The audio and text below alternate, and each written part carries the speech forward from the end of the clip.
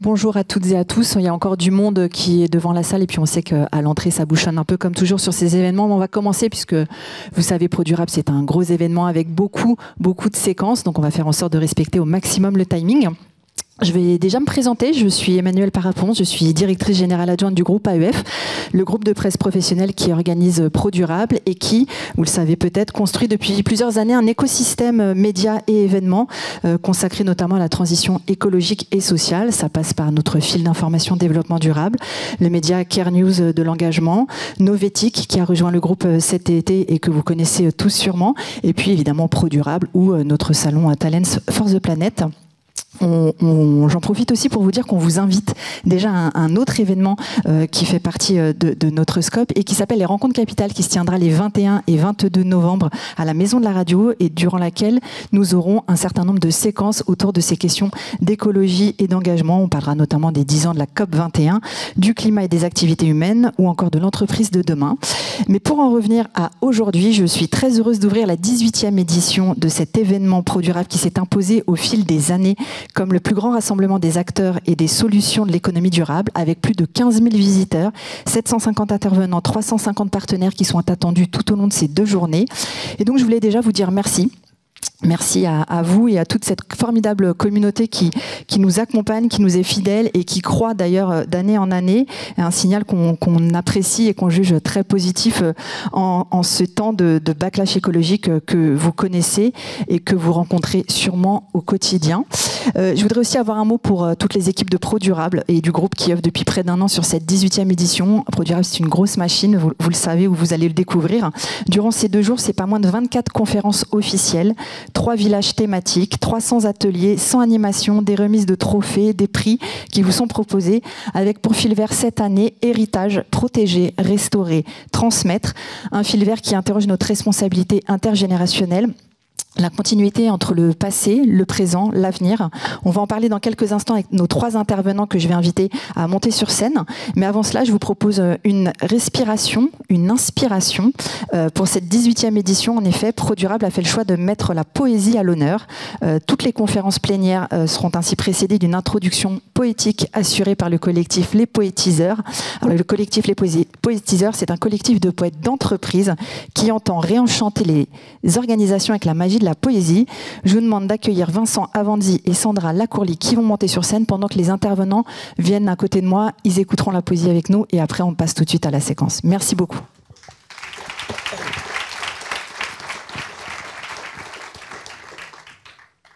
Merci Emmanuel. Bonjour à tous. Bonsoir. Vincent Avanzi, enchanté. Sandra Lacourly. Nous sommes les Poétiseurs. Et si nous réduisions nos émissions de CO2, ainsi que toutes nos consommations, car c'est odieux. Orientons nos productions pour qu'on vive mieux. Nous n'avons qu'une seule station. La planète bleue. Héritage. Et si les peuples premiers étaient plus sages que sauvages, à perdre de vue la beauté des grands espaces et paysages. Donc embarquons en humanité dans notre plus grand voyage, en conscience, la reliance et l'alliance, en guise de plus grand mariage. Héritage, nos richesses, nos droits et devoirs en partage. Passé, présent, futur, que laisser à nos entourages. En harmonie avec le vivant, jusqu'au fond des océans, le titre de notre plus long métrage. Quand le sublime navire de l'avenir arrive à l'abordage sur le rivage. Et si pour vivre en harmonie avec la planète, on mettait tous nos talents au service du vivant. Nous n'héritons pas de la terre de nos ancêtres, nous l'empruntons juste à nos enfants. Héritage, devenons des ponts, des traits d'union, des progressions, des passages à l'action. Écoutons les songes et réveillons-nous car nous sommes la régénération, l'élévation en guise de rêve d'évolution. Pour co-construire un lien profond entre innovation, préservation et transmission. Si les chiffres fixent des objectifs, les lettres L créent des collectifs. Alors imprégnons de poésie nos récits, nos leaderships et nos esprits d'équipe. Sur notre étendard. De plus hauts états d'âme. Sur notre scorecard. De somptueuses œuvres d'art. Sur notre titre de poste. Du sens qui nous transporte. Et dans nos cœurs. Un pour tous et tous en cœur. Héritage. Chers humains, l'ambition d'une nature respirable, signée dans ce mantra. Et demain, l'horizon d'un futur désirable de lui-même apparaîtra. Et si pour vivre en harmonie avec la planète, on mettait tous nos talents au service du vivant, nous n'héritons pas de la terre de nos ancêtres, nous l'empruntons juste à nos enfants. Le binôme prospérité durable. Prospérité durable.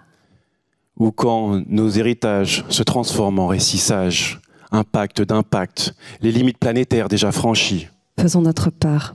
L'harmonie en guise d'utopie, la vie au-delà des profits. Oui, la vie au-delà des profits. Donc devenons tous des leaders poétiques, pragmatiques et emblématiques. Le business avec sagesse. La terre, notre unique adresse. Le temps presse, et puisque les degrés progressent. De grâce, que l'humanité s'élève et tienne enfin sa promesse dans ses lettres de noblesse. Héritage. Si l'histoire se répète, peut-être pas la planète, alors que la poésie sublime le monde parce que nous sommes tous aussi des poètes. Je répète, si l'histoire se répète, peut-être pas la planète, alors essayons au moins juste d'être un peu plus humainement correct. Et si pour vivre en harmonie avec la planète, on mettait tous nos talents au service du vivant, nous n'héritons pas de la terre de nos ancêtres, nous l'empruntons juste à nos enfants. La RSE, c'est notre révolution sociétale, engagée, enchantée. Quand le mélange de régénération et de sobriété donne naissance au couple économie-écologie pour qu'ils soient enfin alignés. On essaye de créer un futur dans le reflet de l'histoire, mais c'est avec nos plumes que l'on écrira le mot victoire. Avec une touche d'espoir. Héritage. Merci à vous d'avoir le courage d'y croire et d'œuvrer à changer la trajectoire de notre monde. Vers un avenir plus radieux, durable, vivant et désirable. Pour conclure, nos vœux pour la RSE. Réduisons nos émissions de CO2. Et toutes nos consommations. Car c'est odieux. Orientons nos productions. Pour qu'on vive mieux. Nous n'avons qu'une seule station. La planète bleue. Plus d'hésitation face aux enjeux. L'équation est bel et bien nous plus eux. Et si le chemin semble vertigineux, de l'être humain jaillit le merveilleux. Merci beaucoup et Merci. Poétisons le monde.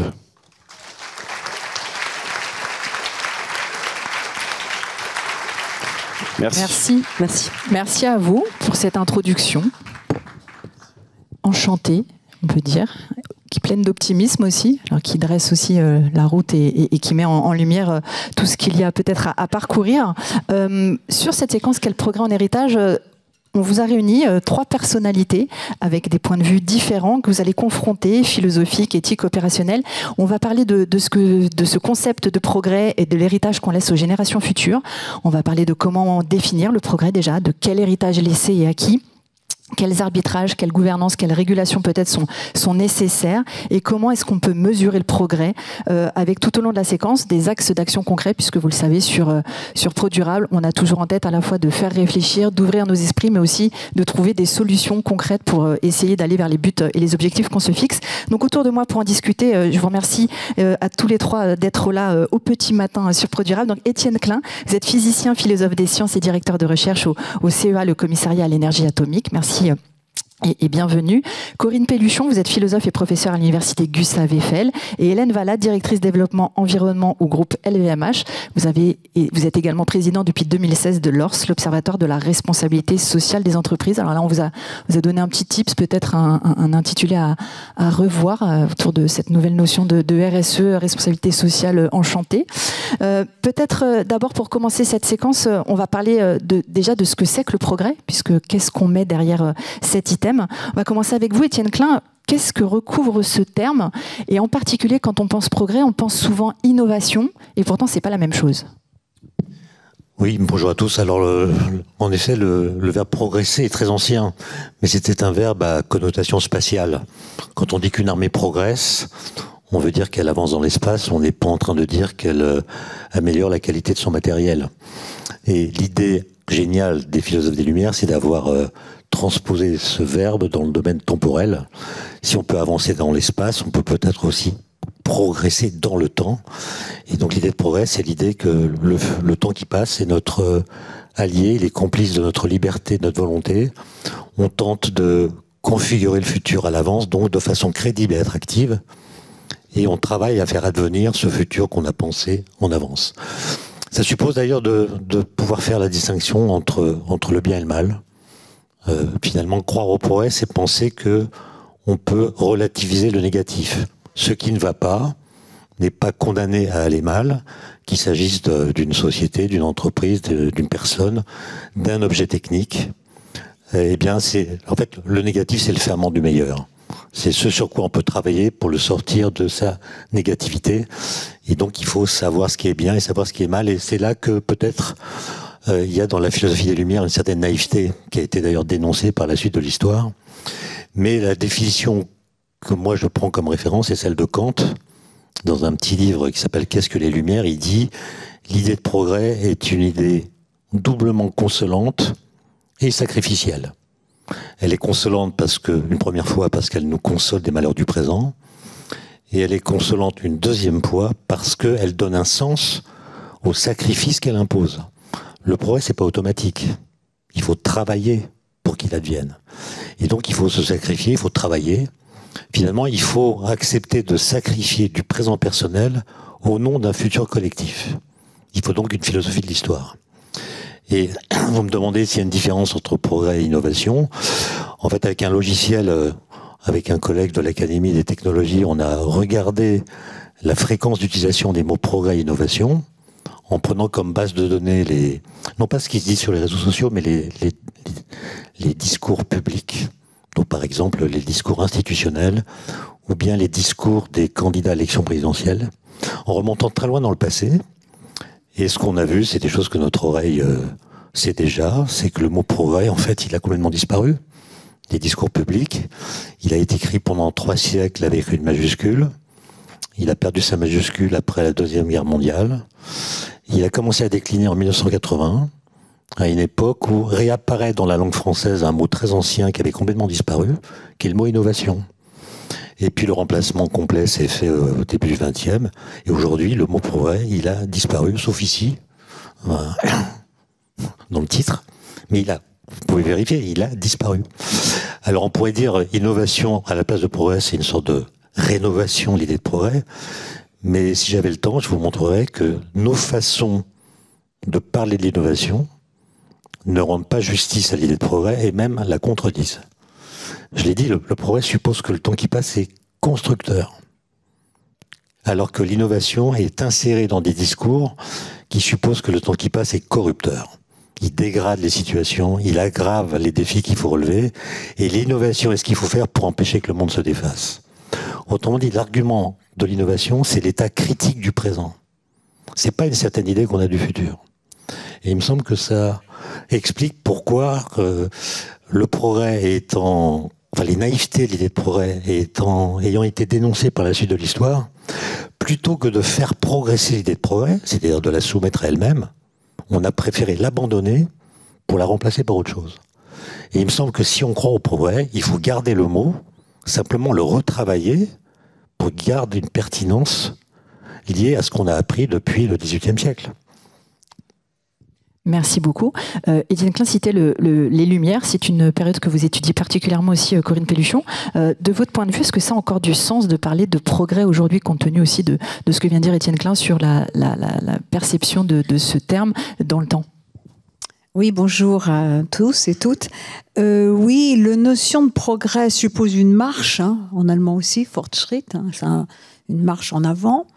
Et c'est vrai que c'est un horizon d'attente. Alors le XVIIIe siècle, associé souvent aux Lumières, même si les Lumières désignent moins un continent, une époque, une manière de considérer son présent comme l'objet de sa pensée pour analyser ses défis et ses dangers. Mais bon, c'est vrai que le XVIIIe siècle avait cet horizon d'attente, cette idée que malgré les difficultés, une société égalitaire, des progrès, des innovations technologiques et autres serait adossé à un projet politique et culturel, éducatif, qui permettrait une avancée, mais c'est surtout au XIXe siècle qu'il y a cette croyance, cette idéologie du progrès, car le XVIIIe siècle maintient eh bien, cette ambivalence des changements, puisque c'est Jean-Jacques Rousseau qui, au cœur des Lumières, les critique et lance le mot perfectibilité. L'humain est perfectible, il est indéterminé, il crée les conditions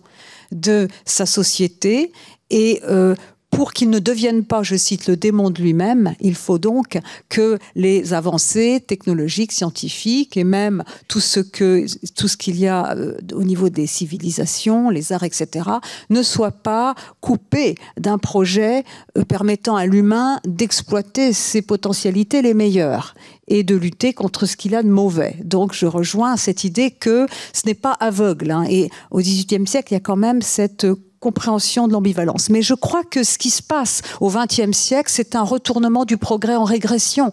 La raison ayant perdu ce pouvoir de distinguer le juste de l'injuste, le bien du mal, étant devenu un calcul, ce qu'on a appelé le rationalisme instrumental, aveugle aux fins, les moyens eux-mêmes illimités s'inversant en fins, et ayant cette autonomie donc des technologies, et puis au niveau politique, l'utilisation des techniques pour finalement assujettir et exterminer des peuples, tout cela, plus la bureaucratisation, toutes ces contradictions de la modernité vont conduire beaucoup de penseurs, et plus que des penseurs, peut-être tout le monde, à mesurer la dialectique destructrice de la modernité. Et donc, cela va rendre le progrès, ça va éteindre cet idéal de progrès, puisqu'on se dira, en plus, le mot progrès va être connoté à des préjugés au colonialisme, c'est-à-dire avec l'idée que il y aurait l'humanité qui serait comme une échelle, qui monterait comme ça sur une échelle, et puis le Moyen-Âge, ce serait l'enfance, et puis ensuite la modernité, c'était l'âge adulte. Et ça, on va rompre avec cette idée non seulement d'une échelle de l'humanité, mais également d'un progrès général. Et l'idée d'une dialectique destructrice va s'imposer. Mais et là, je suis tout à fait d'accord avec Étienne Klein, cette conscience, cette maturité, cette conscience du possible retournement de la raison en irrationalité, cette possibilité aussi d'avoir une rationalité irrationnelle, cette possibilité d'utiliser de manière destructrice tout ce que nos ancêtres nous ont légué, n'abolit pas forcément l'intérêt pour la notion de progrès. Car quand on perd la capacité à configurer le futur, à avoir un projet, eh bien, on devient individuellement comme collectivement très impuissant, et on ne peut pas répondre aux défis de notre temps, ni justement assigner des limites aux innovations. Et je finirai par ça. C'est-à-dire qu'autrefois, et c'était naïf, on associait au mot progrès l'idée d'avancée illimitée, et l'idée d'une croissance illimitée, et l'idée d'un pouvoir illimité de l'humain. Aujourd'hui, pour repenser le progrès, disait Adorno, grand critique des Lumières et de la modernité, le progrès commence là où il s'arrête, dit-il. Eh bien, pour maintenir l'idéal d'un progrès, la capacité à configurer l'avenir, avoir cet horizon qui donne de l'énergie pour avancer et pour renoncer, il faut sans doute associer l'idée de progrès à la notion de limite, à la considération des limites planétaires, à la considération de nos limites, de notre finitude, et sans doute la maturité nécessaire.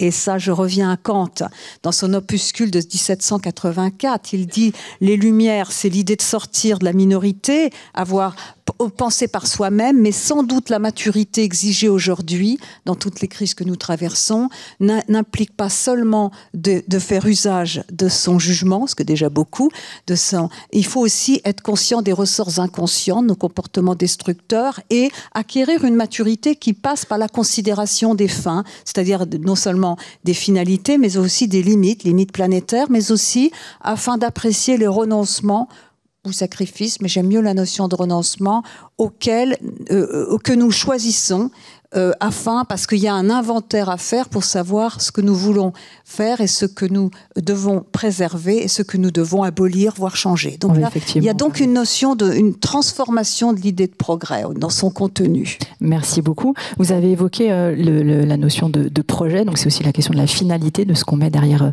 cette notion. Hélène Valade, quelle vision du progrès est-ce qu'une entreprise elle peut porter?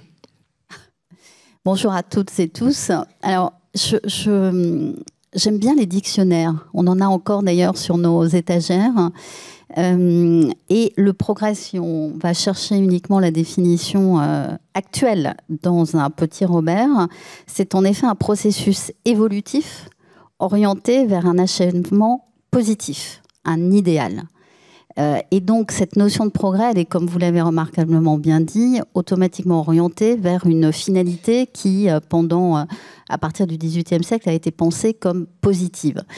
Et ce qui se passe aujourd'hui et depuis une vingtaine d'années, c'est que cette corrélation entre l'idée de progrès et un résultat, par définition, positif est cassée, est rompue, comme l'avait d'ailleurs remarquablement bien ressenti Raymond Aron. Raymond Aron a écrit dans les années 60 Les désillusions du progrès, où tout était déjà cranté. Il faut relire ça, moi je trouve ça remarquable et ça donne plein d'idées sur l'avenir de cette notion. Donc, ce progrès a généré, et notamment au moment des 30 Glorieuses, les éléments même de sa destruction, c'est-à-dire les conséquences sur la nature, que ça soit sa destruction, le fait qu'elle se raréfie, que les ressources naturelles elles-mêmes nécessaires à cette idée de progrès disparaissent et se raréfient également, et puis que l'on entre dans une période de dérèglement d'un contexte dans lequel l'idée de progrès n'est plus possible. Donc c'est toute l'histoire en effet que nous avons rencontrée, vous dans la salle qui probablement aussi œuvrez pour la RSE et le développement durable, que nous avons rencontré depuis une vingtaine d'années, d'où la nécessité pour les entreprises, et c'est pour ça merci infiniment de votre introduction, de réenchanter les choses, c'est-à-dire de désigner un futur désirable. D'ailleurs, ce terme de futur désirable, vous le retrouvez dans un certain nombre de raisons d'être telles que certaines entreprises les ont formulées. Et voilà, comment fait-on, une fois qu'on a fait ce constat et le courage de ce constat, donc le courage des limites et de l'appréciation des limites planétaires, de la reconnaissance de cela, de ce diagnostic-là, de ce courage de diagnostic qui n'est pas... et encore aujourd'hui partagé par tous, de ce courage-là, comment, au fond, construire quelque chose de nouveau qui puisse conduire vers ce futur désirable. C'est un peu ce à quoi s'attellent les entreprises, en effet, depuis une vingtaine d'années, avec, alors je ne sais pas si on peut dire des progrès, mais enfin, en tout cas avec des éléments qui montrent cette évolution. Vous savez, on est au moment des 10 ans de l'accord de Paris, 2015-2025, c'est donc aussi d'une certaine manière la période d'un bilan, et je trouve que ce bilan est intéressant à faire parce qu'on se rend compte que oui, il y a eu des progrès. En 2015, il y avait 3 entreprises dans le monde qui avaient construit des trajectoires de réduction des émissions carbone. 3 entreprises. En 2025, elles sont 11 000 dans le monde. Alors on peut avoir une lecture, comme d'habitude, du verre à moitié vide et à moitié plein, mais tout de même, cela désigne une vraie prise de conscience et donc surtout un passage à l'action. Ça, c'est un signe qui me semble intéressant. Le second étant, et je pense que c'est cela aussi à reconstruire pour rendre désirable cette notion de progrès, c'est la relation au vivant, la relation à la nature. Dès lors que l'on accepte qu'il faut sortir du mythe prométhéen, finalement du mythe qui est lié à l'idée de progrès de l'homme tout-puissant sur la nature, et au contraire de dessiner une relation beaucoup plus en harmonie entre l'homme et la nature, ce qui a généré d'ailleurs dans un certain nombre d'entreprises les politiques de protection, de préservation de la biodiversité, et puis pour celles qui sont les plus avancées, de politiques de régénération du vivant. Alors là, on commence à entrevoir quelque chose qui pourrait donner à nouveau envie du futur. Voilà, c'est une histoire de ces 20 dernières années par rapport à laquelle il faut rester, à mon sens, extrêmement modeste, parce qu'il y a encore énormément de choses à faire.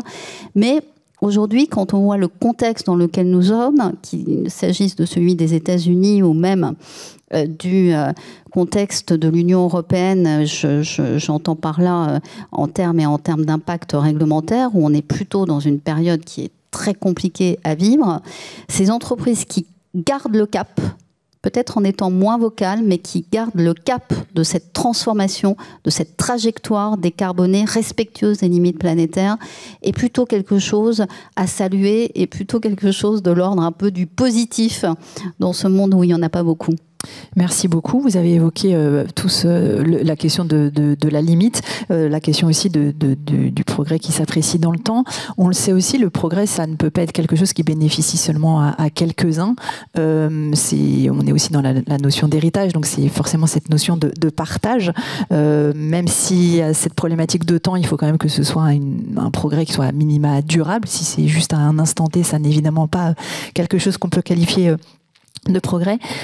Selon vous, et je vais vous poser la question à tous les trois, quelles innovations, alors je ne sais pas si vous utilisez le terme innovation, évolution, rupture, révolution, transformation, qu'elles soient techniques, réglementaires ou sociales, est-ce que dans la période récente, quelles sont celles qui, selon vous, tiennent de la promesse, en tout cas, d'un héritage positif?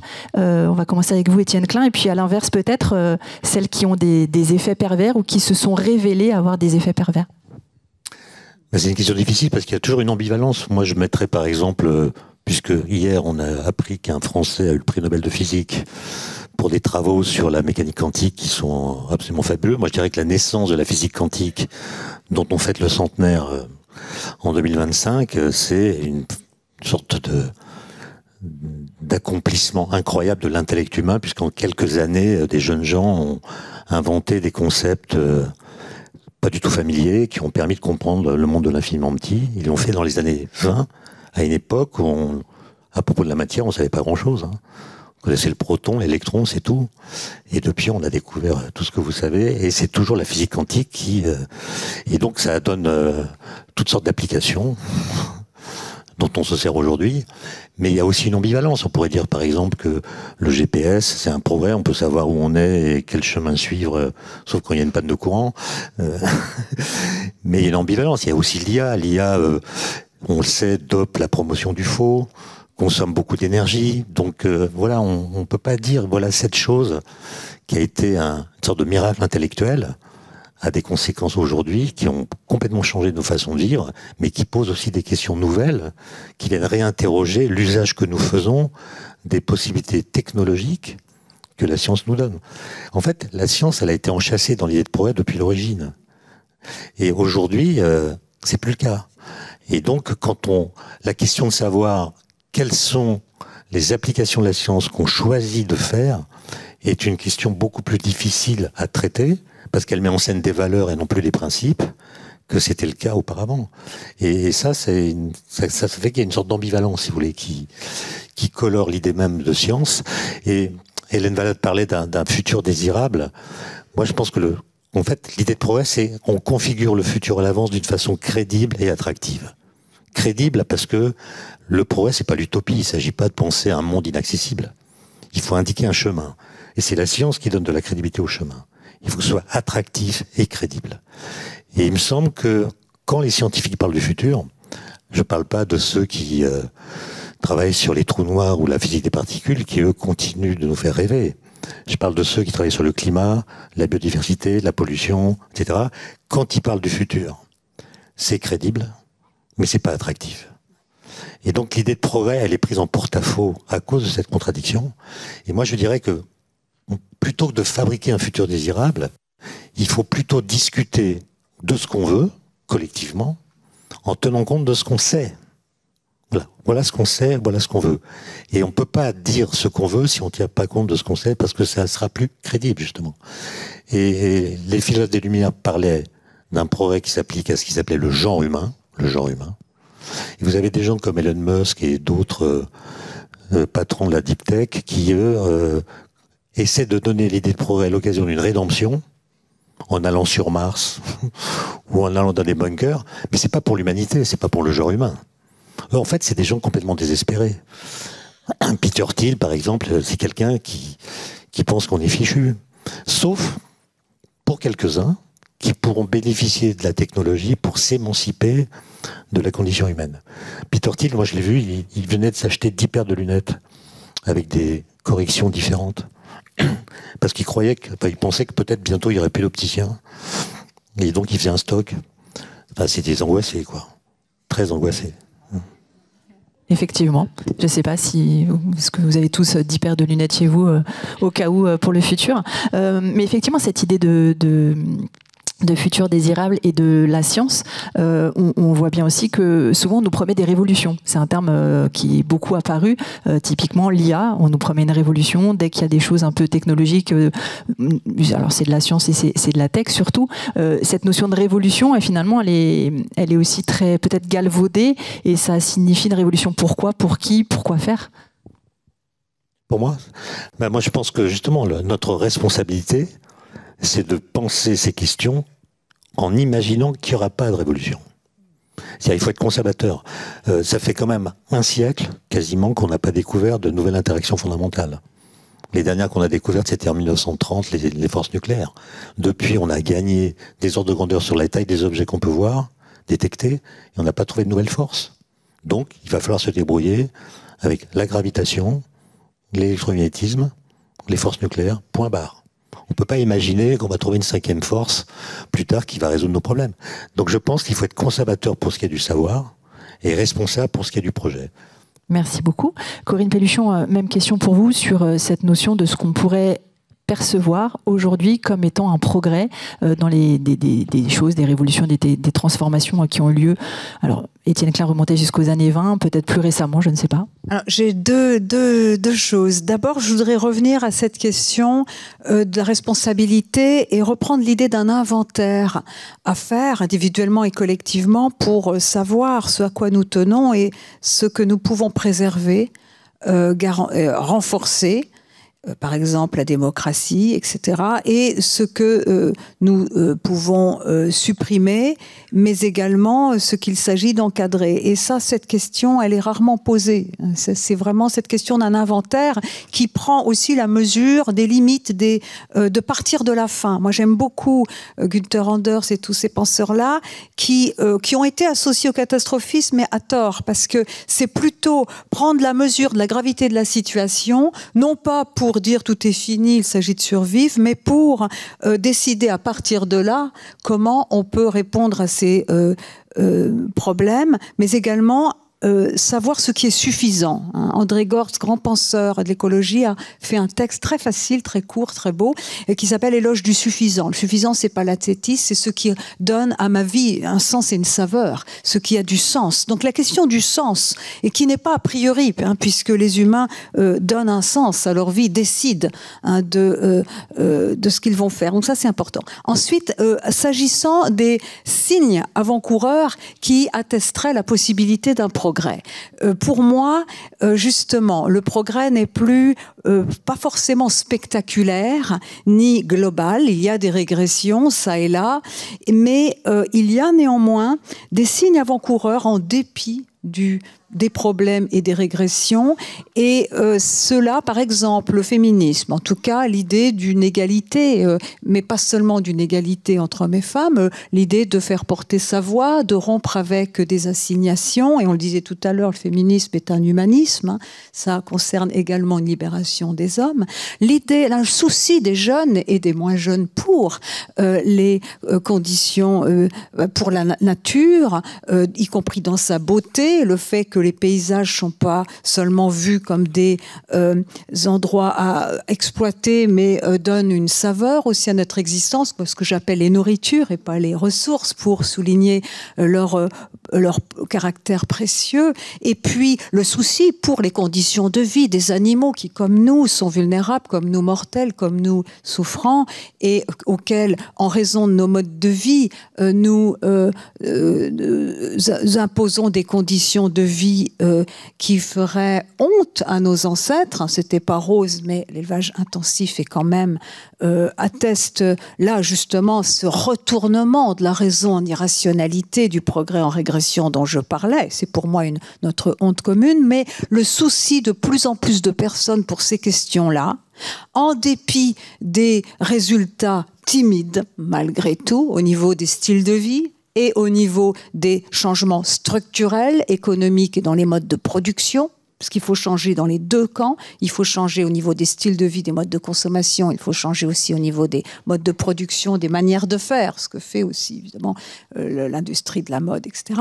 Eh bien, tout ça, il y a quand même en dépit de l'absence de résultats substantiels, il y a ces engagements, ces aspirations qui, selon moi, sont irréversibles et attestent malgré tout d'un progrès. Et je dis malgré tout. Donc c'est un progrès en dépit d'eux. C'est comme l'espérance, ce n'est pas l'optimisme, c'est toujours en dépit d'eux, néanmoins. Et ça, je crois qu'il s'agit de l'accompagner. Non pas d'être un maître émancipateur qui, d'en haut, dicte aux individus ce qu'ils feraient pour être émancipés, mais accompagner ces signes avant-coureurs d'un progrès possible sans savoir ce qu'il arrivera, parce que l'incertitude est notre lot, mais néanmoins en essayant de donner existence et d'accompagner aussi ces expérimentations qui, dans tous les domaines, de l'agriculture à l'enseignement, en passant par l'industrie, justement, innovent au niveau positif. Et donc ça, l'accompagner et essayer de le faire remonter. Donc il semblerait que nous soyons en ce moment, et je finirai par cela, à un moment de contradiction et aussi de décalage entre ces prise de conscience manifeste, parce que penser, par exemple, comme je le pense, que les animaux ont des droits, il y a une déclaration des droits de l'animal qui a été faite par un groupe de chercheurs français, notamment, avec Jean-Pierre Marguenot, et ils l'ont déclaré, ils ont fait tout un tas de choses ces jours-ci. Bon, il y a tout un tas de choses, mais évidemment, il y a un décalage entre cette créativité intellectuelle qui s'appuie aussi sur un imaginaire, sur des souhaits, sur des engagements d'individus et de groupes, et les résultats politiques qui sont un peu déconnectés de ces forces vives. Au niveau de l'industrie, ça va plus vite. Pourquoi ? Parce que quand on achète, et je m'arrêterai là, que ce soit dans l'agriculture ou la mode, eh bien, on a des clients, et ces clients-là veulent, en achetant, dire dans quel monde ils voudraient vivre, attestent leur valeur, et c'est un peu acheter, c'est aussi le signe de l'attestation. Donc du coup, voilà. Mais donc je dirais que c'est des progrès en dépit d'eux et qui nous incombent à nous, mais je ne sais pas du tout comment faire, à accompagner. Alors ça, peut-être, je sais faire un petit peu ces mouvements-là, mais comment les porter à un niveau plus large, au niveau des décideurs. Et alors là, il force est de constater qu'il y a quand même un décalage entre ce qu'on appelait autrefois avec Hegel la société civile et l'État. Merci beaucoup. Hélène Valade, un progrès en dépit d'eux, est-ce que vous êtes d'accord avec ça? Et puis en complément aussi, comment les entreprises, et peut-être en particulier LVMH, concilient cette notion d'innovation, de transformation, d'évolution avec le principe de précaution environnementale, de respect du vivant et de la nature? Alors, je suis intéressée de savoir si vous mettez l'entreprise dans votre inventaire, parce que l'entreprise, finalement, est un objet qui, en tant que tel, incarne ce dilemme et cette ambivalence, puisqu'elle est à la fois une partie des problèmes, et notamment lorsque l'on songe à cet impact à la fois sur les règlements climatiques et sur les ressources ou les nourritures, et la solution. Voilà. Donc, vous nous interrogez sur qu'est-ce qui, dans les années récentes, serait de nature à être positif. Moi, au risque de perturber certains, d'autant que vous interrogez sur les réglementations, je pense que la CSRD, je pense que tout le monde connaît cette directive dans la salle, quand on comprend son essence, est un facteur de progrès. Pourquoi j'ai envie de dire ça? Parce que, au fond, ce qui est en jeu, c'est la définition même de la finalité de l'entreprise. Est-ce que l'entreprise, elle est sur un marché financier, seulement sur un marché financier, ou est-ce qu'elle se pense comme étant en contribution de la société? Et ce qui me frappe beaucoup dans les études d'opinion là, ces derniers temps, c'est qu'il y a une décorrélation totale entre l'idée de progrès technologique, qui est toujours attendu, apprécié, et le progrès sociétal que ce progrès technologique génère. Autrement dit, progrès technologique, oui, mais on ne voit plus du tout le lien entre le progrès sociétal que ça peut apporter. Et donc, ça interroge beaucoup l'entreprise, et ça la conduit vers cette volonté d'être apprécié dans sa performance autrement que sur des purs indicateurs financiers. D'où cette idée d'une lecture de l'entreprise qui se donne également à voir au travers d'indicateurs extra-financiers. C'est le but de la CSRD, comme vous le savez, c'est le but de piloter l'entreprise avec des indicateurs de réduction des impacts et d'amélioration des impacts. Elle a été extrêmement critiquée, comme vous le savez, dans l'année passée, et évidemment, elle est perfectible, mais si on ne garde pas son esprit, c'est-à-dire, au fond, pilotage de la transformation pour respecter ces limites planétaires dont on pensait, alors, moi, je pense qu'on régressera. Voilà. Donc, je voulais porter ça au côté positif du tableau, et puis dans le côté négatif, l'inaction. Quoi qu'il se passe, le coût de l'inaction, d'ailleurs, qui est en train d'être apprécié de manière extrêmement précise par un certain nombre d'acteurs et d'acteurs économiques en ce moment, va être terrible pour les générations futures, parce que c'est bien ça le sujet dont on parle. Donc tout sauf inaction, et je pense que ces réglementations nous emmènent vers cette action susceptible d'apporter des éléments positifs. Alors, vous m'interrogez aussi sur LVMH, et LVMH a évidemment une relation assez particulière avec la notion d'héritage. On ne parle pas d'innovation. À LVMH, on est plutôt au fond dans la création, dans la créativité, inventer des nouvelles odeurs, des nouveaux goûts pour un certain nombre de vins ou de champagne, inventer des nouvelles silhouettes pour les vêtements. On est plus dans cette créativité-là, et surtout dans cette tension complexe entre la préservation d'un patrimoine, d'un héritage en patrimoine, d'un héritage patrimonial, et de le préserver pour qu'il soit durable dans le temps. Vous savez, les maisons de LVMH qu'on considère certaines de ces marques ou certains de ces sols dans les vignobles de Moët-Hennessy, ça peut remonter au XIIe siècle pour une ou deux maisons qui sont dans le giron de LVMH. Et ça, c'est une responsabilité d'entretenir ce patrimoine, de le préserver pour que du XIIe siècle, ce futur souhaitable, il soit préservé. Deuxième chose qui nous cheville au corps, c'est la préservation, pour le coup aussi, des métiers artisanaux. Chez LVMH, 208 métiers différents. 208 qui, derrière, renvoient à des savoir-faire artisanaux extrêmement précieux en voie de disparition. Et donc, là aussi, la responsabilité d'un groupe comme le nôtre, c'est de faire en sorte de former. On a créé ce qu'on appelle les instituts des métiers d'excellence pour donner envie à la jeune génération d'apprendre ce type de métier artisanal pour créer du beau, en fait, qui lui-même peut être totalement durable. Et puis la troisième chose que j'ai envie de mettre en avant devant vous, ce sont les sols. On ne parle jamais des sols qui sont finalement l'origine de tout. Un sol en mauvaise qualité, comme 2 siècles en effet de productivisme ont créé, c'est-à-dire des sols qui sont plus morts, qui sont plus capables de faire quoi que ce soit, puis des sols surtout qui amplifient les problèmes du réchauffement climatique, puisqu'ils laissent l'eau ruisseler, et puis ils ne stockent plus le carbone. On a pris ce sujet à bras-le-corps. Alors, encore une fois, très modeste dans les résultats que l'on obtient, mais tout de même, il y a là aussi une sorte de mini-révolution D'abord en se disant c'est pas simplement le raisin qui compte, ni la vigne, mais c'est le sol. Et comment faire en sorte que ce sol puisse être régénéré, puisse retrouver sa capacité à retenir l'eau, à stocker le carbone. Et donc, c'est tout le sujet de l'agriculture régénératrice, au fond du passage de la monoculture, avec tous ses impacts négatifs, à la polyculture. C'est juste des haies et des arbres fruitiers dans les vignobles. Mais c'est au fond une modification de cette notion de paysage dont on a hérité et qu'on essaye de transformer pour que ça soit pérenne dans le temps.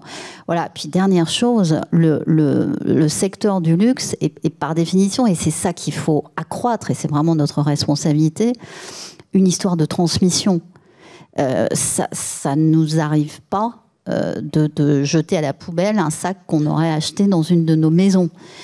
Et donc cette idée de transmission aux générations futures par l'objet, qui est celui du beau, qui est celui aussi de la séduction, et qui renvoie à un certain nombre de fonctions qui sont également essentielles à la vie de chacun, eh bien, on les répare. Vous voyez, la réparation, ça a été un mot qui a été mal vécu dans un certain nombre d'entreprises du luxe, parce que réparation, on dit que c'est parce que c'est pas de bonne qualité. Pas du tout.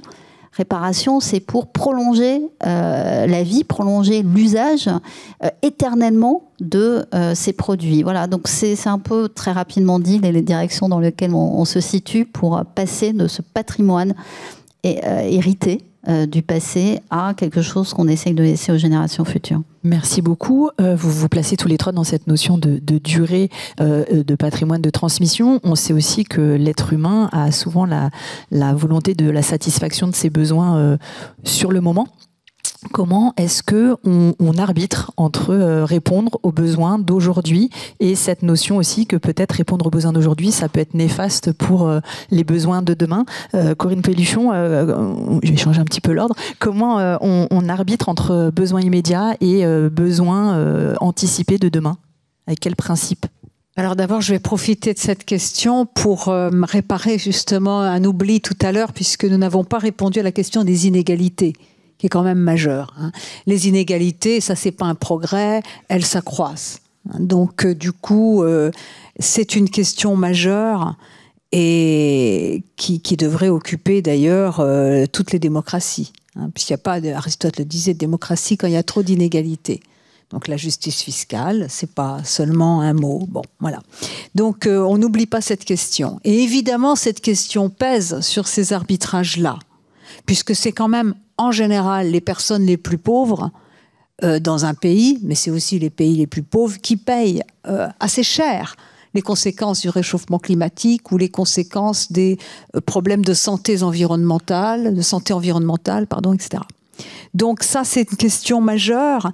Et l'erreur de certains gouvernements, parfois, naïve, liée à la naïveté, pas à la mauvaise foi, forcément, elle a été de considérer l'écologie de manière atomiste, en la réduisant à sa dimension seulement environnementale, c'est-à-dire liée à la réduction du réchauffement climatique ou au fait de l'endiguer et à réduire également l'érosion de la biodiversité, en oubliant que l'écologie, ça a une dimension sociale liée au savoir-faire, aux conditions de travail, vous en parliez tout à l'heure, et à l'estime de soi des personnes, et qu'elle a aussi une dimension mentale liée à ce qu'on mesure pas forcément de manière avec des chiffres, mais qui est fondamentale, qui est liée à l'espérance, à la convivialité, au bien-être ou plutôt au bonheur. Et puis aux représentations de notre rapport aux autres vivants, à la nature. Donc du coup, si on prend une approche globale, et en fait tout ce qu'on dit là, c'est en faveur d'une approche globale de l'écologie et de manière générale de l'entreprise, qui n'est pas seulement, ou de l'agriculture, qui n'est pas seulement liée aux fruits, aux raisins, mais au sol. Si on a une approche écosystémique ou globale de l'écologie et de tout, alors on arrivera à penser qu'il n'y a pas d'opposition si grande entre le long terme, ou en tout cas les enjeux globaux et de long terme de l'écologie et la vie quotidienne. Parce que, par exemple, si on prend l'exemple de la santé, les dégradations environnementales ont un coût sanitaire, mais ce n'est pas forcément visible ou palpable, c'est vrai. Mais il y a aussi, effectivement, un décideur, il tranche, et c'est vrai qu'on ne peut pas résoudre des problèmes écologiques de manière bureaucratique et décontextualisée, sans se préoccuper des lieux, donc de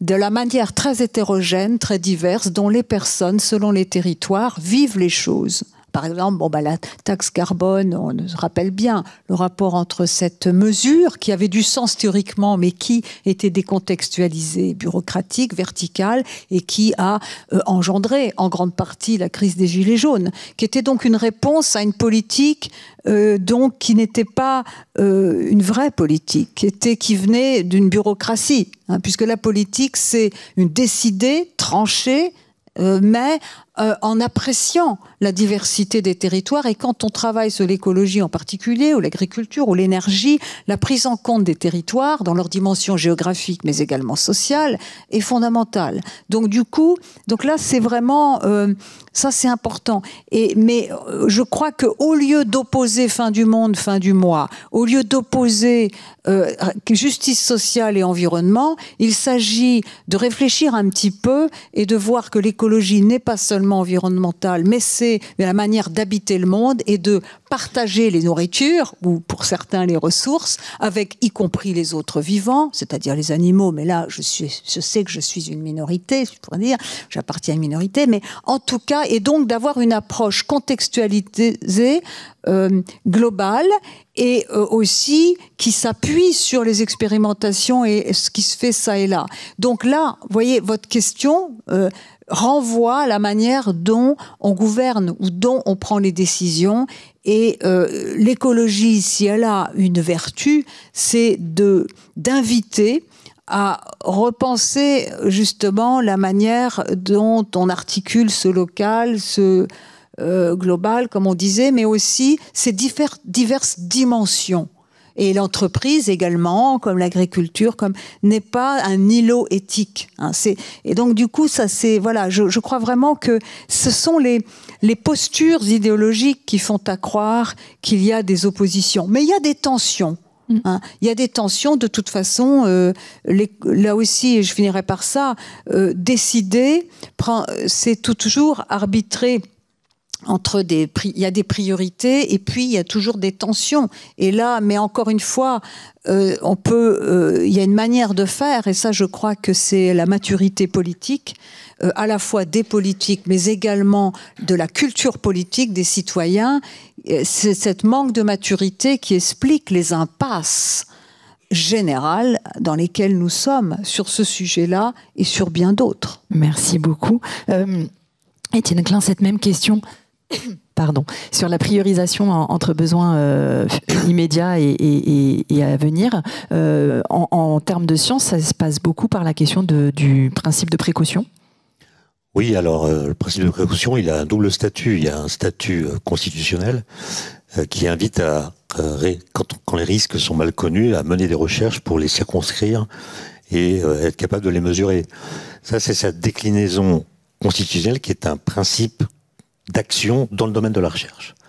Mais il a une déclinaison médiatique qui n'a rien à voir, où le principe de précaution est invoqué pour réduire non pas les dangers, mais l'anxiété. Or, les mesures qu'on prend pour réduire l'anxiété, en général, n'ont rien à voir avec les mesures qu'on prend pour réduire les dangers.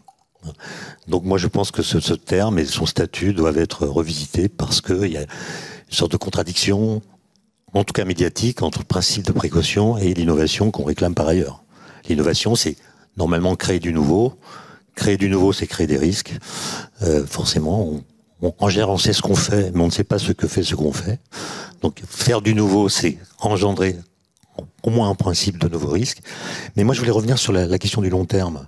Parce qu'on l'a dit tout à l'heure, le progrès, il est finalisé. Il est lamarckien. Il y a un but. Alors que l'innovation, elle est darwinienne. On innove parce qu'on peut innover, puis on verra bien ce que ça donne. Et moi, je pense qu'il y a vraiment une crise du long terme. C'est-à-dire que quand j'étais adolescent, par exemple, on me parlait à toute ma génération, tous les jours, de l'an 2000. L'an 2000 était configuré, on nous expliquait comment on allait voyager, travailler, se divertir, communiquer, etc. L'an 2000 était devant nos yeux sous la forme de bande dessinée. Il était représenté Et il a été mis dans notre présent, de sorte que chacun pouvait imaginer une trajectoire individuelle entre le présent où nous étions et le futur qui nous attendait. Et puis on a passé l'an 2000, et aujourd'hui, on est incapable de fabriquer un horizon projectif qui ait la même puissance que l'an 2000. Le futur est laissé en jachère intellectuelle, en lévitation politique. Personne ne configure 2050, personne ne configure 2100, et je pense que ça produit une angoisse chez les jeunes générations, qui est pas simplement l'éco-anxiété, c'est le fait que le futur n'est pas configuré. L'axe du temps n'est plus fléché. Et ça me semble être quelque chose qu'il faut interroger. C'est comme les alpinistes qui gravissent des sommets, ils sont dans la montée, ils sont complètement tendus vers l'objectif, en l'occurrence l'an 2000. On atteint le sommet, on a une petite joie, on fait des photos, et puis après on redescend. Et la descente, elle nous éloigne physiquement et psychologiquement du but. Et en plus, elle fait mal aux genoux. Donc, moi, je connais pas d'alpiniste qui projette un nouveau sommet pendant la descente. Et là, on est dans la descente, on descend de l'an 2000. Et le long terme, du coup, est complètement abstrait. Je vous donne juste un exemple. Au CERN, vous savez, on a des colliseurs de particules. Celui qui fonctionne aujourd'hui s'appelle le LHC. Il fait 30 km de circonférence, dans un tunnel. On fait des collisions de protons, et c'est grâce à cela qu'on a découvert le boson de Higgs en 2012. Et on a un projet pour la suite, qui s'appelle le FCC, Future Circular Collider. Il fait 92 km de circonférence. Il va falloir creuser un tunnel. Il va passer en partie sous le lac de Genève, il va tangenter la chaîne des Aravis, et on commence à en parler pour avoir des financements et pour expliquer aux populations locales ce qui va se passer. Et on observe toutes sortes de résistances écologiques et autres, mais aussi des gens qui nous disent, mais comme le projet, s'il est décidé, va démarrer en 2050, pour la première phase, il y aura une seconde phase en 2070, il y a l'idée que ces temps futurs n'existent pas. Mais si on ne fait pas ce genre de projet, ça veut dire qu'on est rivé au présentisme, au court terme. Et ça me semble psychologiquement dévastateur. Vous allez me demander comment est-ce qu'on mesure le progrès.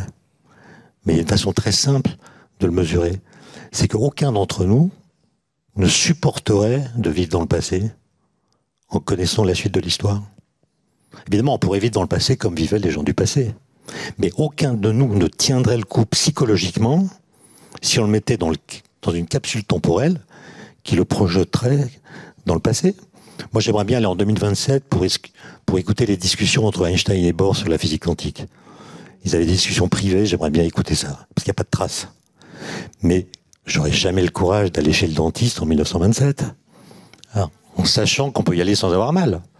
Et il y a un sondage récent qui a été mené en Europe, il n'y a que 17% des jeunes Européens qui souhaitent vivre dans le futur.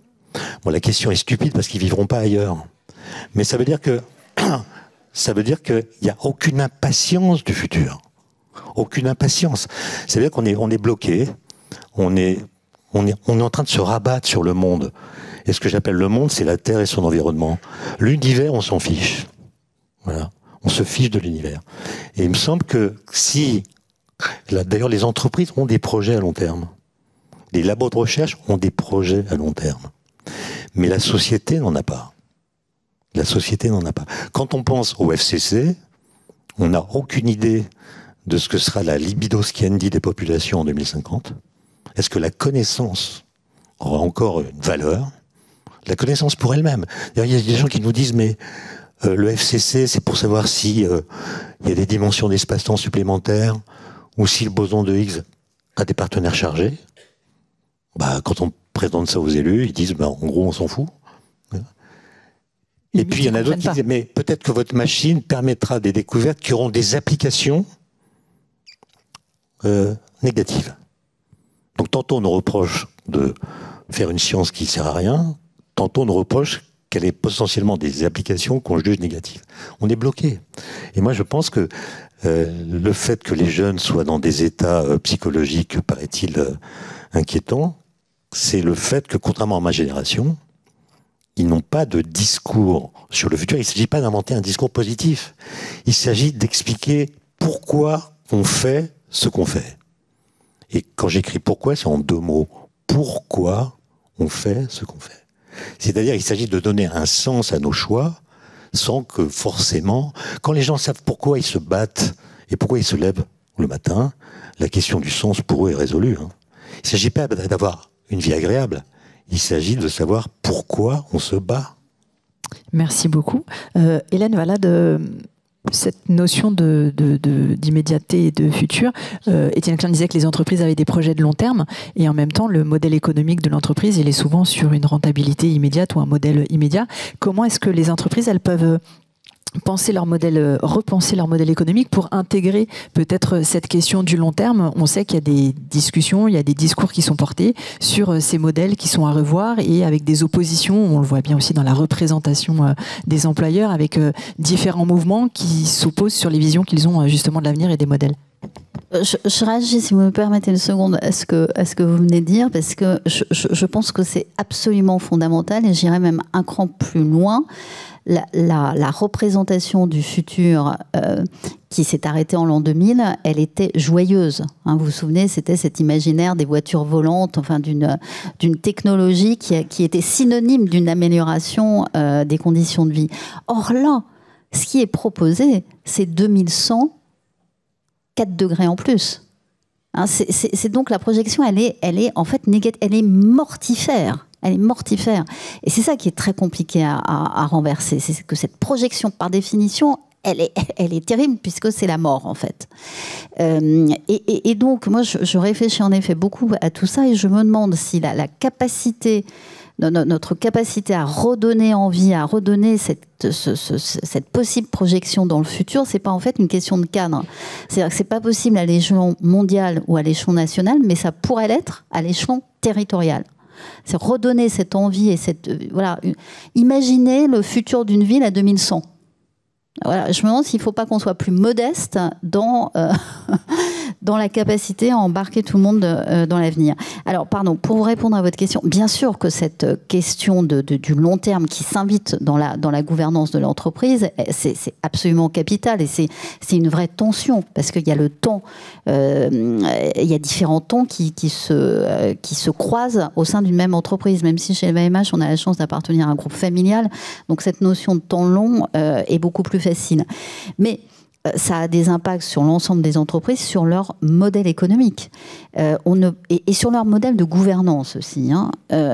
Et le modèle économique, s'il n'évolue pas, c'est-à-dire s'il ne prend pas en compte cette raréfaction des ressources, s'il ne prend pas en compte une comptabilité qui tient compte elle-même d'un passif que l'on rend à l'environnement, que l'on cause à l'environnement, alors on aura du mal à l'accélérer. Mais bien sûr que c'est une question de transformation, d'évolution des modes de production eux-mêmes. Le modèle de l'économie circulaire est un modèle qui apporte, pour le coup, des impacts extrêmement positifs. Vous avez raison, vous l'avez dit tout à l'heure en filigrane, on n'est pas encore passé à l'échelle. C'est encore des expérimentations, mais il y a des choses. Et ça rend, là aussi, sur ces nouveaux modèles, l'échelon du territoire encore plus pertinent. On a besoin, au fond, de ces alliances entre acteurs d'un même territoire pour avancer, pour aller plus loin. Ça pose tout un tas de questions, y compris d'ailleurs sur le sujet du droit, comment on travaille ensemble pour évacuer la concurrence qu'il y a entre certains acteurs, pour vraiment créer et apporter des impacts positifs. Donc on est en pleine révolution là-dessus. Et la dernière qui est à conduire à l'intérieur de l'entreprise, c'est celle des compétences. Et là aussi, on remet un peu de positif, parce que quand on arrive à transcrire l'ensemble de ces sujets dans des politiques de formation interne et de réflexion sur les compétences dont on va avoir besoin dans les 20-30 années à venir, alors on redonne une perspective et en tout cas une possible projection positive. Donc la formation et le travail sur les compétences me semblent aller de pair avec ce que vous disiez sur les modèles économiques et sur la gouvernance. Merci beaucoup. Il nous reste 7 minutes. Vous avez déjà évoqué le narratif et cette difficulté effectivement à représenter l'avenir. Donc je vous propose qu'on s'attarde pas trop sur cette question. C'est aussi la question de la mesure du progrès. Vous l'avez évoqué tout à l'heure, Étienne Klein. Vous avez dit que j'allais vous interroger. Bien vu. Je vais effectivement vous interroger sur le sujet. Le progrès, c'est une notion. On voit bien à travers vos interventions depuis tout à l'heure que ça revêt plein de dimensions. Comment est-ce qu'on peut mesurer Et sur cette logique aussi de futur désirable, finalement, comment on peut le rendre concret pour les gens et pas que pour une minorité, ce qui est quelque chose qui a déjà été évoqué à plusieurs reprises. J'avais dit que vous alliez poser la question et donc j'ai répondu et vous la reposez. Alors je vais répondre. Parce que je suis sûre que vous pouvez compléter. Moi je pense qu'on peut, d'une façon générale, traiter la question du progrès par une expérience de pensée. C'est-à-dire, on imagine qu'on a une capsule temporelle dans laquelle on pourrait mettre tous les pères fondateurs de l'idée de progrès. Donc Condorcet, d'Alembert, Diderot. Tu veux peut-être en rajouter quelques-uns, Corinne? Ouais, peut-être Descartes, je sais pas. Kant. Voilà, on les fait débarquer en 2025 grâce à cette capsule temporelle. Évidemment, on va pas leur montrer notre présent d'un seul coup parce qu'ils deviendraient fous. Le monde dans lequel on vit leur serait complètement incommensurable. Ils comprendraient rien. Et donc, je propose qu'on leur fasse faire un petit voyage organisé avec des étapes. Alors, libre à chacun d'entre vous de choisir des étapes. Moi, je propose par exemple de les emmener dans une classe de terminale suivre un cours de maths. Et là, ils vont être éberlués d'abord de voir que l'école est obligatoire en France, ce qu'ils n'avaient pas imaginé. Ils vont voir qu'on apprend en terminale des mathématiques que d'Alembert ne connaissait pas. Calcul matriciel, etc. Ça ne veut pas dire que les élèves de terminale soient meilleurs que d'Alembert en maths. Ça veut dire qu'ils apprennent des choses que d'Alembert ne connaissait pas. Ensuite, on les amène, je sais pas moi, au CERN. On leur explique le boson de Higgs, ils vont être identiques. Comment vous faites des découvertes en physique qui changent la façon philosophique de penser le concept de masse? Incroyable. Et puis vous leur dites, vous savez, au 19e siècle, on a découvert une nouvelle interaction que vous ne connaissiez pas, qui s'appelle l'électromagnétisme. Et grâce à elle, plus tard, des ingénieurs ont inventé des trucs qu'on appelle des téléviseurs, qui permettent d'avoir le son et l'image dans tous les foyers. Incroyable. Vous faites quoi avec ça? Vous retransmettez les cours du Collège de France en direct. Et là, vous les mettez devant Hanouna. Et ils vont se dire, mais qu'est-ce que vous avez fabriqué? Voilà. Etc. Et puis vous ajoutez d'autres étapes, vous leur expliquez qu'on est allé sur la Lune, puis ils voient qu'il y a des gens qui tombent dans la rue à Paris, ou ailleurs, ils vont pas comprendre. Et donc, en imaginant leur réaction à partir de ce qu'ils ont écrit, on peut voir les naïvetés qu'il y avait dans leur philosophie, mais aussi les choses qu'on a faites qu'ils n'avaient pas imaginées, qui les auraient, dans certains cas, séduits, dans d'autres cas, horrifiés.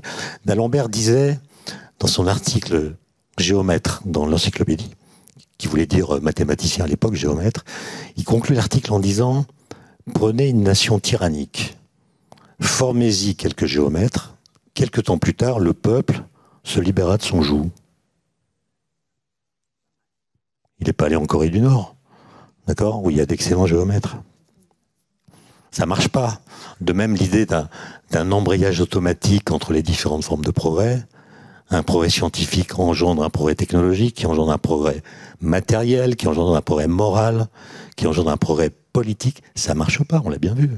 D'accord ? Donc il faut, à mon avis, grâce à cette expérience de pensée, retravailler l'idée en tenant compte de ce qu'on a appris depuis que cette philosophie a été posée. Merci beaucoup. Vous voyez que j'ai bien fait de vous reposer la question. Corinne Pelluchon, même question pour vous sur cette mesure du progrès. Vous avez parlé émancipation, bien-être dans vos travaux. Vous travaillez aussi sur la question de la vulnérabilité. Comment est-ce qu'on peut mesurer et avoir des indicateurs qui donnent des données? Vous m'aviez, quand on s'est parlé un petit peu avant de préparer cette séquence, vous m'avez dit déjà un des progrès notables, c'est qu'il y a quelques années, vous êtes une femme, vous n'auriez pas été invitée, les femmes ne parlaient pas à la tribune. Mais il y a quelques années, on est d'accord qu'aujourd'hui les choses ont un peu changé. Et on est heureux de vous avoir, Étienne. C'est ce que je disais tout à l'heure. Il y a des signes avant-coureurs qui attestent quand même des évolutions positives, voire des progrès, puisqu'ils sont irréversibles et qui, quand même, ils exigent, ils obligent à organiser l'avenir de telle ou telle manière. Moi, je ne dirais pas que je peux mesurer, on peut mesurer ce qui ne va pas bien. Hein, par exemple, la vulnérabilité, la dépression, là, il y a des chiffres et des gens le font très bien. Ce qui est positif, je sais pas. Moi, ce qui m'intéresse, c'est la question suivante. Qu'est-ce qu'être éclairé aujourd'hui? Ce serait quoi? Reprenant la fiction très intéressante de ces grands philosophes. Alors moi, je me précipiterai pour leur dire à quel point je les aime. Hein. Bon, quand même. Hein. Mais donc du coup, qu'est-ce qu'il faut aujourd'hui? Qu'est-ce qu'être éclairé aujourd'hui? Pourquoi ces grands auteurs ne nous ont pas préservé du pire? Auschwitz, Hiroshima, les crimes coloniaux et plein d'autres choses, cette dégradation environnementale, cet assujettissement sans précédent des animaux aujourd'hui. Donc bon, hein, ces immeubles de 250 000 cochons, bon, Chine, etc. Mais aussi, c'est pas terrible ici.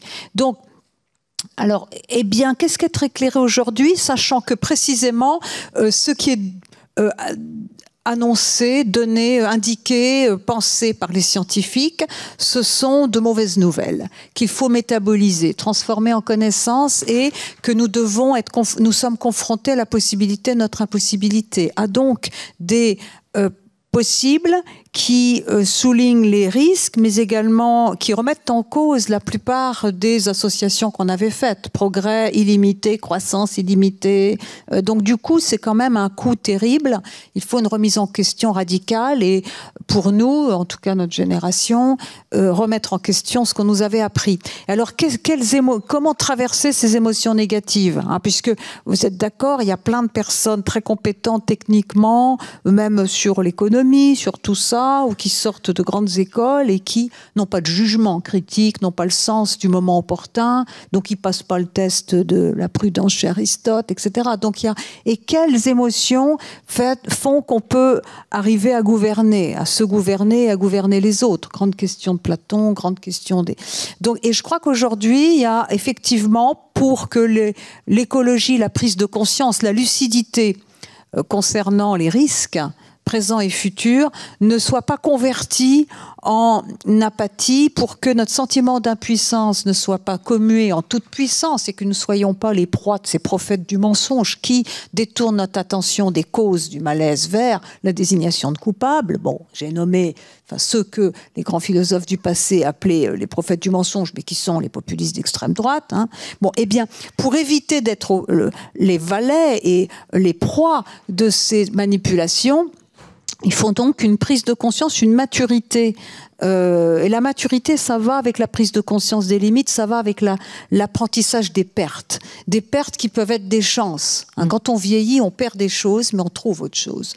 Donc du coup, c'est un peu ça, que cette maturité-là. Donc moi, bon, je ne sais pas comment je peux mesurer. En ce moment, il y a pas, voilà, il y a des signaux avant-coureurs. On peut déchiffrer ces signaux avant-coureurs de quelque chose qui pourrait amener un futur, je ne peux pas désirable, mais en tout cas un futur juste. Moi, c'est ça qui m'intéresse pour les humains et les animaux. Mais c'est exigeant. On n'en voit pas tellement la trace dans les programmes politiques actuels, mais on en voit ça et là la trace dans des prises de décision locales ou dans les entreprises, hein, certaines, mais avec quand même beaucoup de difficultés quand même. Mais parce que dans le luxe, ça va, mais dans les petites entreprises, c'est parfois plus difficile. Mais par contre, on peut aussi s'interroger sur quel type d'éducation, parce que quand tout va mal et qu'on sait qu'on n'a pas les moyens de changer nos gouvernants, etc., on peut se demander quels enfants, quels jeunes on va former. Merci. Et c'est pas la même chose. Je pense que les programmes actuels vont pas.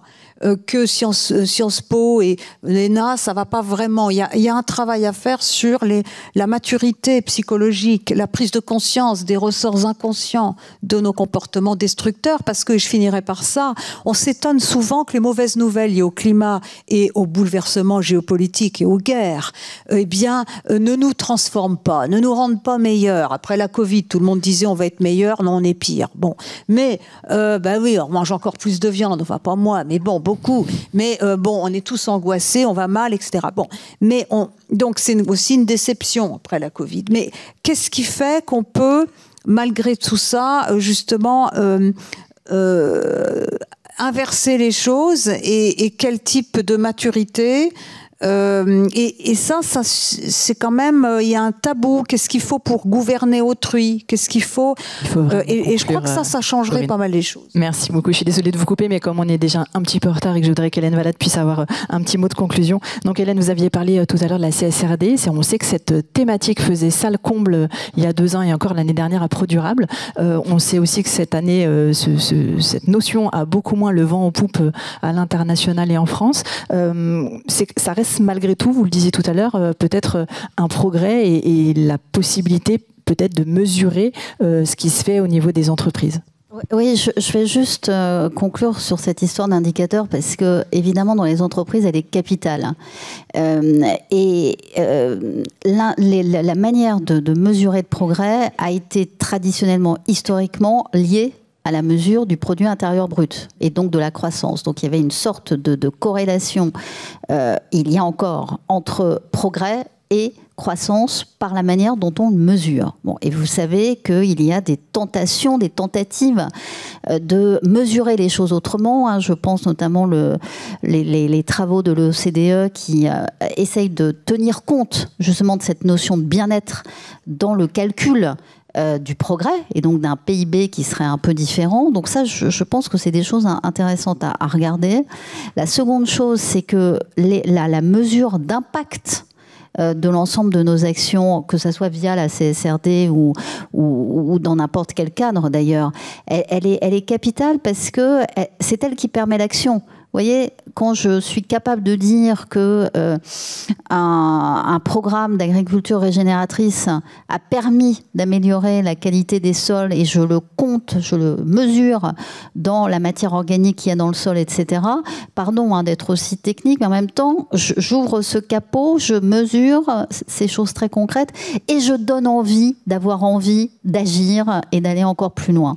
Et puis, dernier élément qui est capital dans la comptabilité, j'en ai dit un mot tout à l'heure, c'est cette comptabilité en triple capital. L'évolution, la transformation des entreprises, à un moment, elle se donnera aussi cela comme ligne d'horizon. C'est-à-dire comment faire évoluer cette comptabilité de l'entreprise qui n'a pas mis au passif les impacts sur l'environnement. Voilà, donc ça désigne un certain nombre de lignes de progrès. Et moi, je plaide au fond dans cette volonté de réenchanter les choses et d'avoir un récit plus positif qui ne soit pas celui de la décroissance, qui ne soit pas celui du tout technologique, au fond d'accepter l'idée très modeste, très humble, que nous sommes en capacité de faire des mini-progrès, des micro-progrès, et d'être en capacité du coup de les mesurer et de les assembler pour que ça dessine peut-être un plus grand progrès. Mais soyons au fond humbles par rapport à cet enjeu d'aujourd'hui. Merci beaucoup. Étienne Klein, vous vouliez rajouter un tout petit mot, vraiment oui. 2 mots parce qu'on est déjà en retard. Une petite proposition parce que Corinne Lépéduchon a parlé d'inversion, vous parlez de mini-progrès, moi j'ai une proposition. Il s'est passé en 1990 sur toute la surface du globe un événement historique qui est passé inaperçu. On a retourné les poussettes de bébés. Avant, on était poussé dans le sens inverse de la marche. Donc on pouvait regarder la personne qui nous poussait, échanger avec elle des grimaces, des sourires, des onomatopées. On prenait confiance dans notre origine. Et puis une fois adulte, on était retourné. Enfin, en grandissant, on était... Et là, en 90, on a retourné les poussettes et les mômes sont poussés vers l'avant. Ils voient des inconnus, ils flippent et ils ont peur de l'avenir. Donc ma proposition, c'est de retourner les poussettes. Merci beaucoup. Ce sera le mot de conclusion. Merci à vous pour votre attention et bonne journée sur ProDurable.